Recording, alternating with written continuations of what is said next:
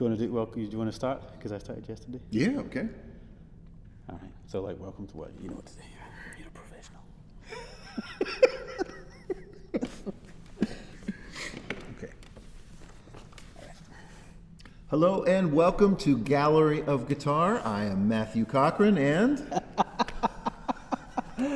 Matthew McAllister. That was. He didn't actually tell me he was going to do that. That's disgraceful. You know, that's actually trademarked. Is that that's right? On the brand, yeah. You can't say that unless you're. I can't jump in on this. Me. You have to be me or you have to be Martha. That's the only two people that can do that.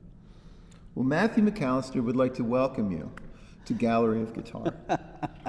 You can say, welcome to Gallery of Guitar. It's absolutely allowed. You're completely part of the flock. Yeah, welcome. Day 2.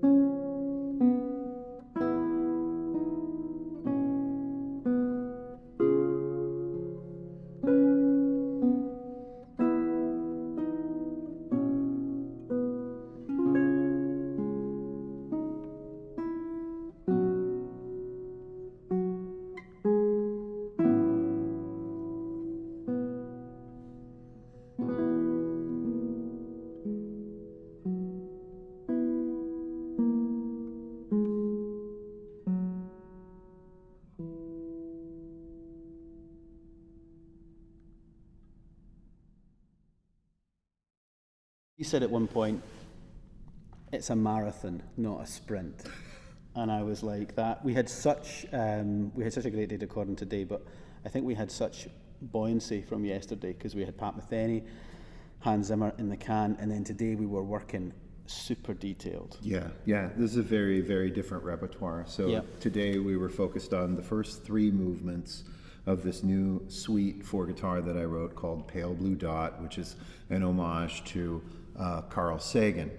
And it's a unique situation for us because the music was written really for this recording session. Yeah, exactly. And so the first time we really got together on it was to rehearse for this recording session. And of course, there are always going to be surprises when something like that happens, because you don't trot it out and play it in concerts before you sit down and try to commit it to tape. You know? That's very true. But I, to be honest, I think I enjoyed today more, even though today was harder. You know, and it's definitely more taxing on the mind throughout the whole process. I think it's like it's even more rewarding. And I think the quality of detail that we were getting into with sound, like so, the first and the third movements of your Pale Blue Dot suite are really expansive. We'll intersplice a few snippets so you can get a little sneak peek, and you'll hear how expansive and how much it's about sustain and these really sort of huge spreads of chords, where, I'm playing way above the 12th fret, up 17, 18, 19, and then you've got, low-tuned bass, and it's just sounding massive, like a harp almost at times.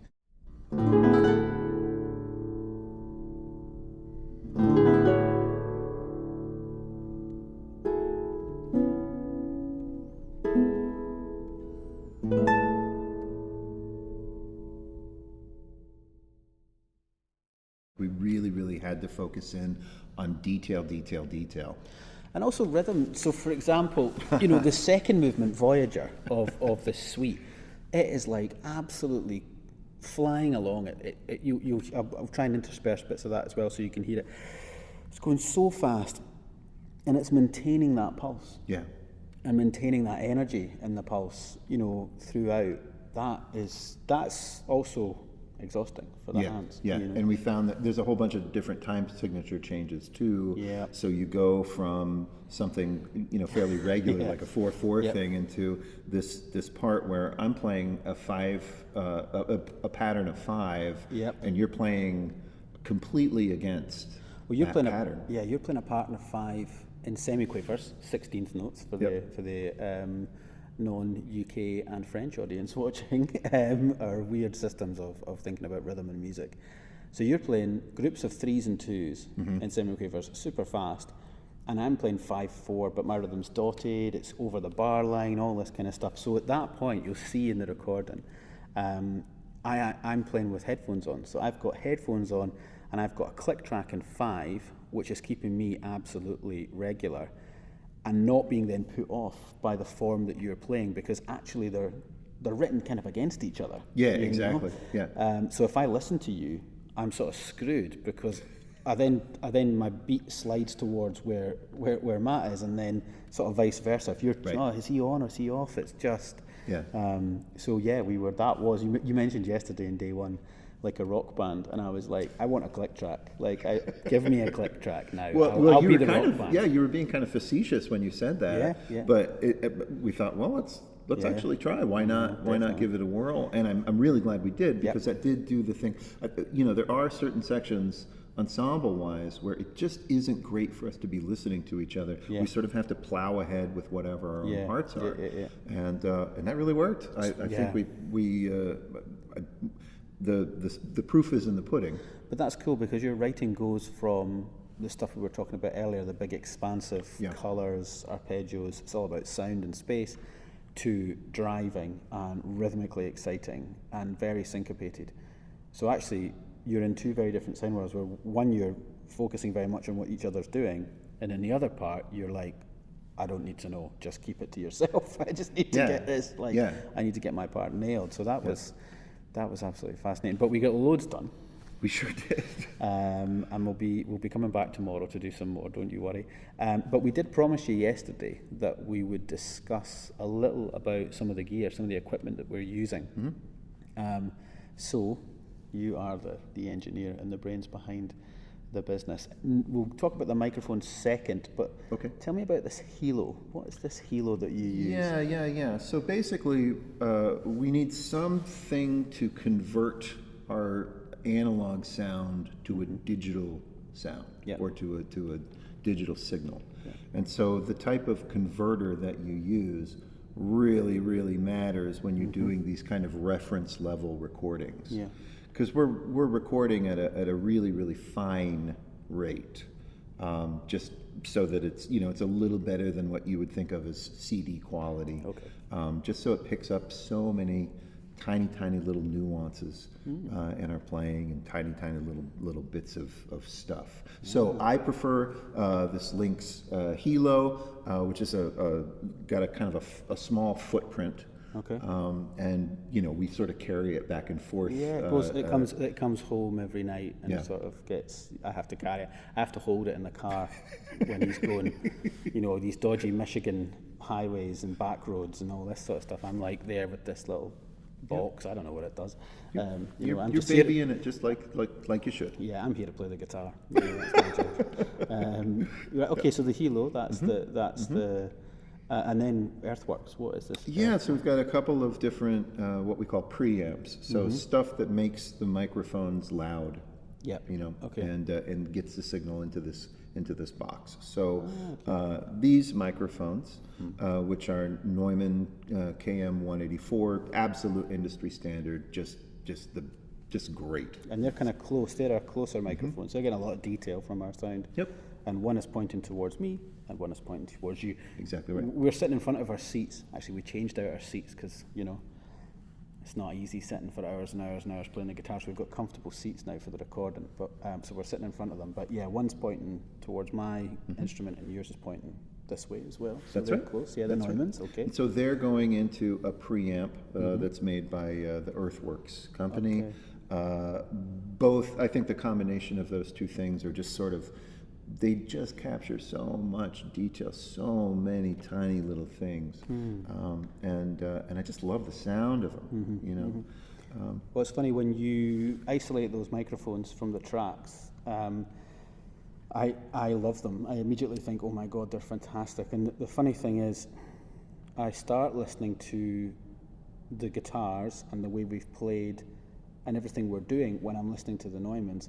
The other microphones that I know you're going to talk about in a minute, when you isolate them and I listen to just them, they just sound so gorgeous and so brilliant, and I just love the sound. So it's you're mixing the sound between the two. Okay, yeah. So tell us about these other ones. Well, these are a pair of custom-made wide diaphragm tube microphones by the Sonador company, and so these are headed into a Sonador power amp and then into a preamp. So it's a whole kind of system that's all designed by a person that I really consider to be a genius.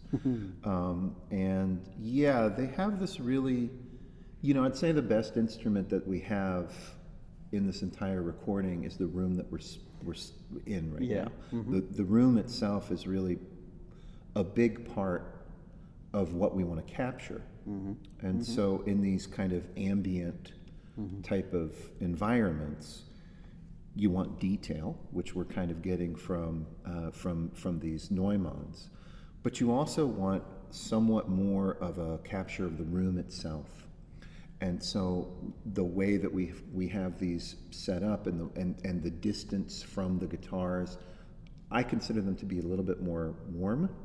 I would agree, yeah. And I think that they get a little bit more of the, I would say, character of the room into the signal. And so blending the two of those together, first of all, it gives us a lot of, I would say, options.